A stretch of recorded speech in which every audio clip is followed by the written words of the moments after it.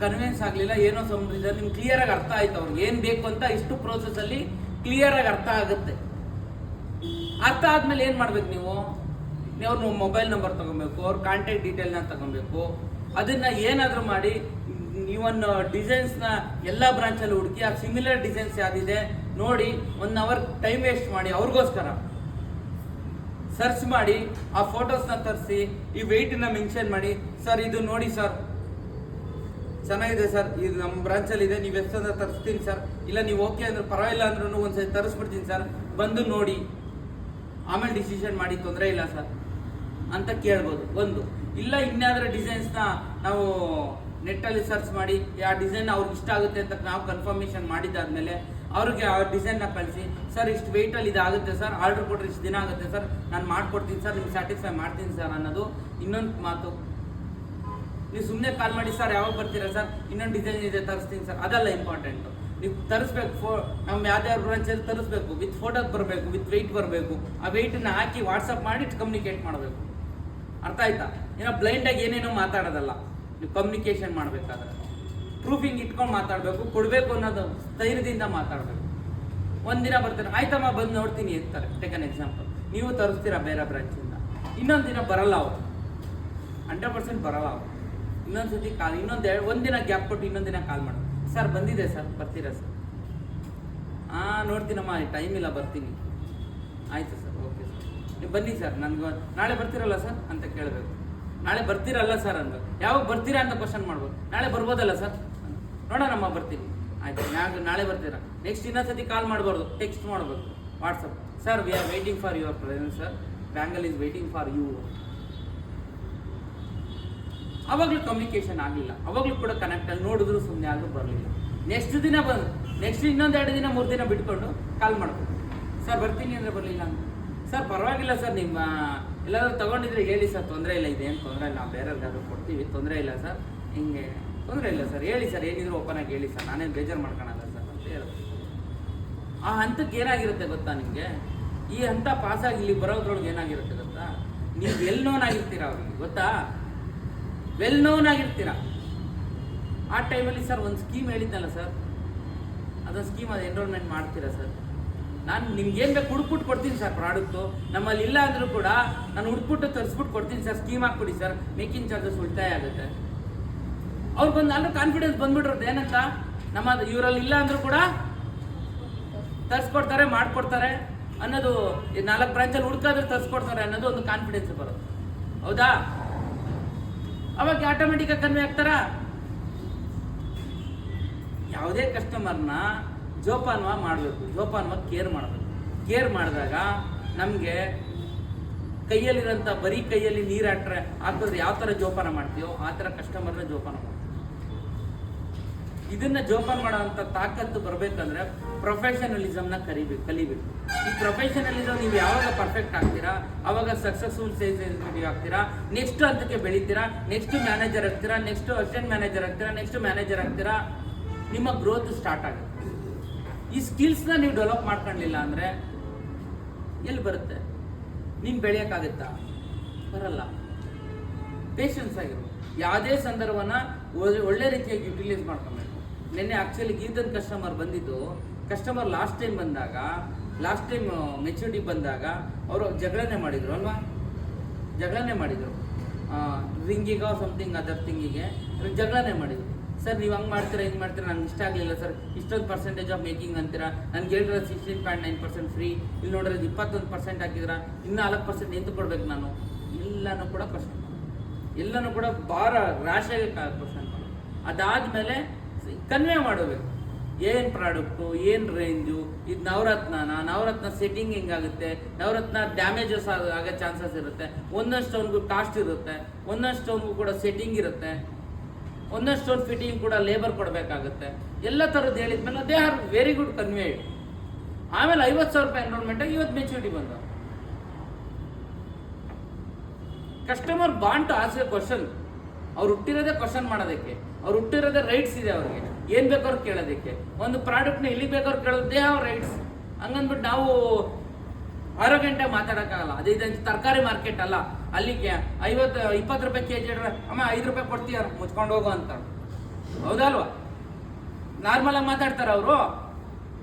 ಮಾತಾಡ್ತಾರ? ಕಡಿಮೆ ಕೇಳಿದ್ರೆ ಬಾಯಿಗೆ ಬಂದಾಗ ಬೈಕ್ ಕಳಿಸ್ತಾರೆ. ಹೌದಾ? ಅವರು ಬೈಯೋ ರೈಟ್ಸ್ ಐತೆ. ಅದು ಮಾರ್ಕೆಟ್, ಅದು ತರಕಾರಿ ಮಾರ್ಕೆಟ್. ಆಯ್ತಾ? ಇದು ಗೋಲ್ಡ್ ಮಾರ್ಕೆಟ್. ಏನದು?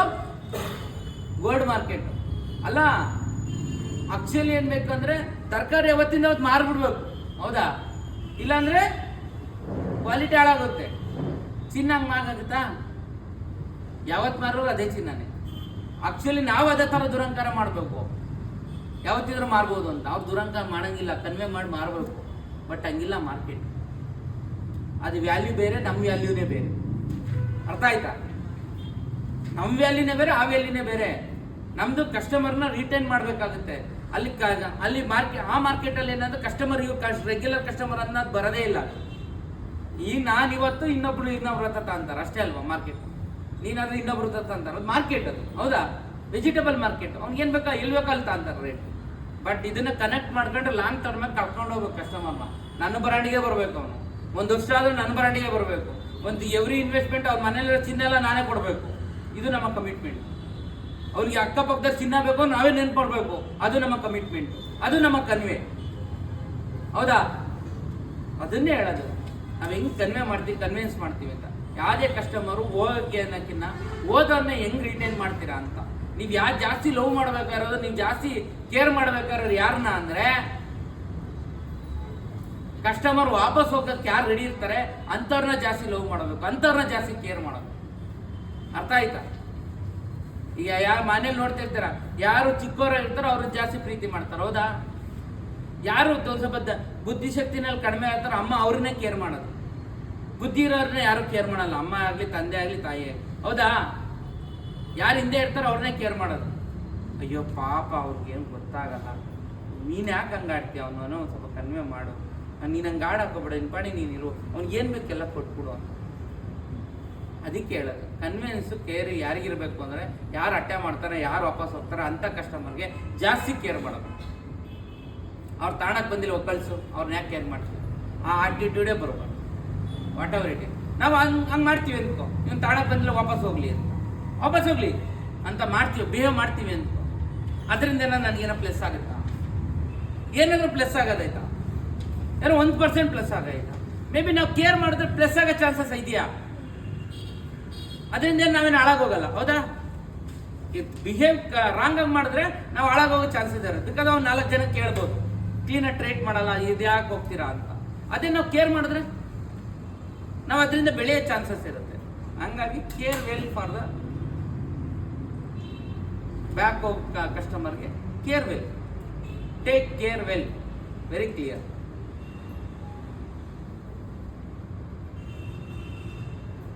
ಅಂದರೆ ವಿಚಾರ ಇಷ್ಟೇ. ನಾನು ಇವತ್ತು ಹೇಳಿದ ವಿಚಾರ ಇಷ್ಟೇ. ನಾವು ಯಾವ ಥರ ಟ್ರೀಟ್ ಮಾಡಬೇಕಾಗುತ್ತೆ ಕಸ್ಟಮರ್ನ ವಾಪಸ್ ಹೋಗೋರ್ನ ಅಂತ ಅಷ್ಟೇ. ವಾಪಸ್ ಹೋಗ್ತಾರೆ ಅಂತ ನಾವು ಡಿಸಪಾಯಿಂಟ್ ಮಾಡ್ಕೊಬಾರ್ದು, ಬೇಜಾರು ಮಾಡ್ಕೊಬಾರ್ದು. ಅವರನ್ನು ಕನ್ವೆ ಮಾಡಬೇಕು, ಅವ್ರನ್ನ ಫಾಲೋ ಮಾಡಬೇಕು, ಅವ್ರಿಗೆ ಬೇಕಾದಂಥ ಪ್ರಾಡಕ್ಟ್ನ ತಲುಪಿಸ್ಬೇಕು. ಇಲ್ಲ ಸಿಮಿಲಾರಿಟಿ ಪ್ರಾಡಕ್ಟ್ನ ಕನ್ವೆ ಮಾಡಬೇಕು. ಇಲ್ಲ ಅದು ಇನ್ನೊಂದು ವಿಚಾರ, ಇನ್ನೊಂದು ಸ್ಮಾರ್ಟಾಗಿ ಒಂದು ವಿಚಾರ ಹೇಳ್ತೀನಿ. ಎಷ್ಟೋ ಕಸ್ಟಮರ್ಗಳು ಆನ್ಲೈನಲ್ಲಿ ನೋಡ್ತಾ ಇರ್ತಾರೆ, ಕಾಪರ್ ಜ್ಯುವೆಲ್ರಿ ಜಾಸ್ತಿ ನೋಡ್ತಾರೆ. ಅವ್ರಿಗೆ ಗೊತ್ತಿರಲ್ಲ, ಡಿಸೈನ್ಸ್ ಚೆನ್ನಾಗಿ ಕಾಣುತ್ತೆ ಅಷ್ಟೇ ಕಣ್ಣಿಗೆ. ಅದು ನೋಡಿದ ತಕ್ಷಣ ಗೊತ್ತಾಗುತ್ತೆ ಇದು ಕಾಪರ, ಇದ್ರ ಗೋಲ್ಡ್ ಅಂತ. ಕೆಲವ್ರಿಗೆ ಗೊತ್ತಾಗಲ್ಲ ಗೊತ್ತಿಲ್ಲ. ನಮಗಂತೂ ಗೊತ್ತಾಗುತ್ತೆ, ಡಿಸೈನ್ಸ್ ನೋಡಿದಂಗೆ it's made in gold or copper ಅಂತ ಹೇಳ್ಬೇಕಾಗುತ್ತೆ. ಅವ್ರೇನು ಇಟ್ಕೊಂಬತ್ತಿರೋದು ಇದು ನೆಕ್ಲೆಸ್ ಇಲ್ವಾ ಅಂತ ತೋರಿಸ್ತಿರ್ತಾರೆ. ಹೌದಾ? ಅದು ನನಗೆ ಗೊತ್ತು. ಅದು ನಕಾಸಲ್ಲಿ ಮಾಡಿದ್ರೆ 25 ಗ್ರಾಮಲ್ಲಿ ತೋರುತ್ತೆ. ಅದು ಕಾಪರಲ್ಲಿ ನಕಾಸ್ ಬರಲ್ಲ. ನೀವು ಇನ್ನೊಂದು ಗಮನ ಮಾಡಬೇಕು, ಕಾಪರಲ್ಲಿ ನಕಾಸ್ ಬರಲ್ಲ. ಅವರೆಲ್ಲ ಕ್ಯಾಸ್ಟಿಂಗ್ ಮಾಡ್ತಾರೆ. ಕ್ಯಾಸ್ಟಿಂಗ್ ಅಂದ್ರೆ ಏನು?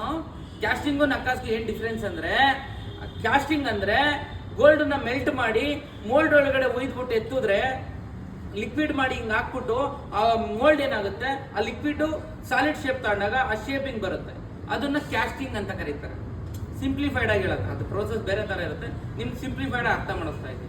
ಅವಾಗ ಏನಾಗುತ್ತೆ, ಲಿಕ್ವಿಡ್ ಮಾಡಿ ಒಯ್ದಾಗ ಮೋಲ್ಡನ್ನ ಅದೇ ರೀತಿ ಎತ್ತಿದಾಗ ಅದ್ರ ಮೇಲೆ ಬಫಿಂಗು ರಫಿಂಗು ಅವೆಲ್ಲ ಮಾಡಿ ಅವಾಗ ಫಿನಿಶಿಂಗ್ ಕೊಡ್ತೀವಿ, ಅದು ಕ್ಯಾಸ್ಟಿಂಗ್ ಆಗುತ್ತೆ. ನಾವು ಇದನ್ನ ನಕಾಸ್ ಯಾವ ತರ ಮಾಡ್ತೀವಿ ಅಂದ್ರೆ, ಗೋಲ್ಡನ್ನ ಮೆಲ್ಟ್ ಮಾಡಿ ಅದನ್ನ ಶೀಟಾಗಿ ಕನ್ವರ್ಟ್ ಮಾಡಿ, ಆ ಶೀಟನ್ನ ಮೋಲ್ಡ್ ಇದು ಡೈ ಮೇಲೆ ಇಟ್ಟು ಹಿಂದೆಗಡೆಯಿಂದ ಮಳೆ ತಂಡು ಹೊಡೆದು ಆ ಶೇಪನ್ನ ತೆಗಿತೀವಿ. ಅರ್ಥ ಆಯ್ತಾ? ಇಲ್ಲಿ ಲಿಕ್ವಿಡ್ ಮಾಡಿ ಹೋದ್ರೆ ಸಾಲಿಡ್ ಆಗಿ ಬರುತ್ತೆ. ಇದು ಶೀಟಲ್ಲಿ ವರ್ಕ್ ಮಾಡಿದ್ರೆ ಕೆಲಸ ಜಾಸ್ತಿ, ಲೈಟ್ ವೇಟ್ ಆಗುತ್ತೆ. ಇವೆರಡು ವರ್ಕಿಗೆ ಬಹಳ ಡಿಫ್ರೆನ್ಸ್ ಇದೆ. ಕ್ಯಾಸ್ಟಿಂಗ್ ಪೀಕಾಕ್ ಅಂಡ್ ಆಲ್ಸೋ ನಕಾಸ್ ಪೀಕಾಕ್ಗೆ this a lot of difference. ಅರ್ಥ ಆಗ್ತಾ ಇದೆಯಾ? ಇದ್ರ ಮೇಲೆ ಡಿಪೆಂಡ್ ಆಗುತ್ತೆ. ಸುಮ್ಮನೆ ಪೀಕಾಕ್ ಇತ್ತು, ಲಕ್ಷ್ಮಿ ಇತ್ತು ಅಂದ್ಬಿಟ್ರೆ ಕ್ಯಾಸ್ಟಿಂಗ್ ಎಲ್ಲಾನು ಕೂಡ ಗೋಲ್ಡಲ್ಲಿ ಮಾಡಕ್ ಹೋದ್ರೆ 25 ಗ್ರಾಮಲ್ಲಿ ನಕಾಸಲ್ಲಿ ಆಗೋ ಕೆಲಸ ಇದು 50ರಿಂದ 60 ಗ್ರಾಮ್ ಬೇಕಾಗುತ್ತೆ. This is a real fact. ಇದು ಟೆಕ್ನಿಕಲಿ ಸ್ಟ್ರಾಂಗ್ ಇರಬೇಕು. ಇದಕ್ಕೆ ಅನಲೈಸ್ ಮಾಡಬೇಕು ಅಂದ್ರೆ ಟೆಕ್ನಿಕಲಿ ಸ್ಟ್ರಾಂಗ್ ಇರಬೇಕು, ಪ್ರೊಫೆಷನಲಿಸಮ್ ಆಗಿರ್ಬೇಕು.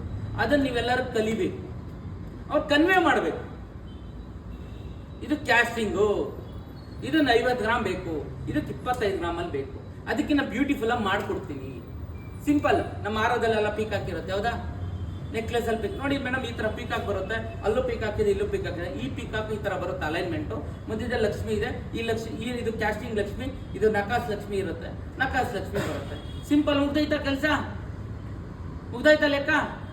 ಈ ಪೀಸ್ ಕೊಡ್ರಿ. ನಮ್ಮ ಹತ್ರ ಆಲ್ರೆಡಿ ಇರೋಂಥ ಪ್ರಾಡಕ್ಟ್ ಅಲ್ಲಿರೋಂಥ ಪೀಕಾಕ್ಸು, ಆಲ್ರೆಡಿ ಇರೋಂಥ ಪ್ರಾಡಕ್ಟ್ ಅಲ್ಲಿರೋಂಥ ಲಕ್ಷ್ಮಿ ಮ್ಯಾಚ್ ಆಗುತ್ತೆ. ಅವ್ರಿಗೆ ಏನ್ ಬೇಕು? ಅಲ್ಲಿ ಪೀಕಾಕ್ ಬೇಕು, ಲಕ್ಷ್ಮಿ ಬೇಕು. ಇಲ್ಲಿ ಪೀಕಾಕ್ ಇದೆ, ಲಕ್ಷ್ಮಿ ಇದೆ. ಇವ್ರಿಗೆ ವೆಯ್ಟ್ 50 ಗ್ರಾಮ್ ಇರೋದು ಎಲ್ಲಿಗೆ ಬಂತು?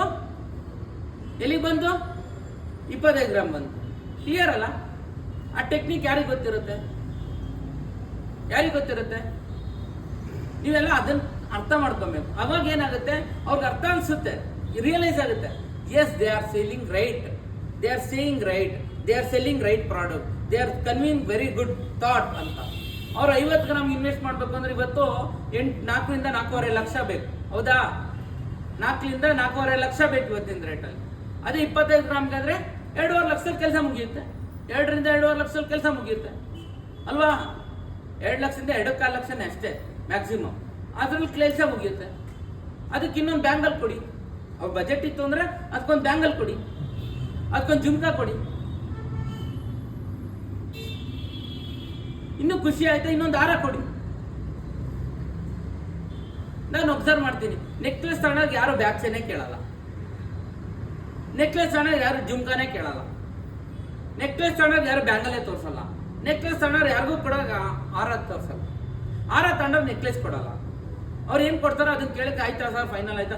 ಮ್ಯಾನೇಜರ್ ಕರಿ. ಎಂತಕ್ಕೆ ಮ್ಯಾನೇಜರ್ ಬರ್ಬೇಕು? ಇನ್ನು ನಿನ್ ಕೆಲಸನೇ ಕಂಪ್ಲೀಟ್ ಮಾಡಿಲ್ಲ, ಎಂತಕ್ಕೆ ಮ್ಯಾನೇಜರ್ ಬರ್ಬೇಕು? ಅರ್ಥ ಆಯ್ತಾ? ನೀವು ಇಷ್ಟೆಲ್ಲ ನೀಟಾಗಿ ಟ್ರೀಟ್ ಮಾಡಿದ್ರೆ, ಇಷ್ಟೆಲ್ಲ ವೆಲ್ ಟ್ರೀಟೆಡ್ ಆದ್ರೆ ಕಸ್ಟಮರ್ ಹೆಂಗ್ ಹೋಗ್ತಾರೆ ವಾಪಸ್ಸು? ಹೋಗ್ ಚಾನ್ಸಸ್ ಆಯ್ತಾ? ನಥಿಂಗ್. ನಿನ್ನ ರಿಲೇಶನ್ಶಿಪ್ ಟೂಲಿ ಸ್ಟ್ರಾಂಗ್ ಆಗುತ್ತೆ. ಇಷ್ಟು ಪ್ರೋಸೆಸ್ನ ಐ ಥಿಂಕ್ ಬೆಂಗಳೂರಲ್ಲಿ ಇಷ್ಟು ನೀಟಾಗಿ ಕೇರ್ ಮಾಡೋದು ಬಹಳ ಕಡಿಮೆ ಜನ, ಬಹಳ ಕಡಿಮೆನೆ. ಈ ಬಹಳ ಕಡಿಮೆಲಿರೋಂಥ ಗ್ಯಾಪ್ನ ಯುಟಿಲೈಸ್ ಮಾಡಬೇಕು. ನೀವು ನೆಟ್ವರ್ಕ್ನ ಸ್ಟ್ರಾಂಗ್ ಮಾಡಬೇಕು, ನಿಮ್ಮ ಪ್ರೊಫೆಷನ್ನ ಸ್ಟ್ರಾಂಗ್ ಮಾಡಬೇಕು, ನೀವು ಬೆಳೆಸ್ಬೇಕು ಬ್ರ್ಯಾಂಡ್ನ. ನೀನು ಬೆಳಿಬೇಕು. ಫಸ್ಟ್ ಆಫ್ ಆಲ್ ಸ್ವಾರ್ಥ, ನಾನು ಬೆಳಿಬೇಕು, ನಾನು ಪ್ರೊಫೆಷನಲ್ ಆಗಬೇಕು. ಆಟೋಮೆಟಿಕಾಗಿ ನೀನು ಪ್ರತಿಯೊಬ್ಬರು ಆ ಥರ ಥಿಂಕ್ ಮಾಡಿದ್ರೆ, ಎಲ್ಲರೂ ಬೆಳೆದ್ರೆ ಅಂದರೆ ಆಟೋಮೆಟಿಕಾಗಿ ಕಂಪ್ನಿ ಗ್ರೋ ಆಗುತ್ತೆ. ಕಂಪ್ನಿ ಡೈರೆಕ್ಟ್ ನಾನೇ ಉದ್ಧಾರ ಮಾಡ್ತೀನಿ ಅನ್ನೋ ಅಸಾಧ್ಯ. ಫಸ್ಟ್ ಆಫ್ ಆಲ್ ನೀನು ಗ್ರೋ ಆಗ, ನೀನು ಬೆಳಿ, ಆಟೋಮೆಟಿಕಾಗಿ ಕಂಪ್ನಿ ಬೆಳೆಯುತ್ತೆ. ನೀನು ಬೆಳೆದ್ರೆ ಕಂಪ್ನಿ ಬೆಳೆದಂಗೆ. ನಿಮ್ಗೆ ಅರ್ಥ ಆಗ್ಬೇಕು ಅಷ್ಟೇನೆ.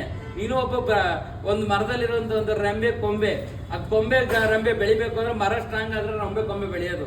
Very clear. ನೀನು ಬೆಳಿತಾ ಇದೀಯ ಅಂದ್ರೆ ಅರ್ಥ ಕಂಪ್ನಿ ಬೆಳೀತಾ ಇದೆ ಅಂತ ಅರ್ಥ. Very clear. First of all ನೀವುಗಳೆಲ್ಲ ಬೆಳಿಬೇಕು, ಪ್ರೊಫೆಷನಲ್ ಆಗಿರಿ. ಅನ್ಪ್ರೊಫೆಷನಲ್ ಬಿಹೇವ್ ಮಾಡ್ಕೊಡೋದು. ಕಸ್ಟಮರ್ನ care well, convey well, connect well, no doubt, communicate well, very clear. ಇಷ್ಟು ಮಾಡ್ತೀರಾ?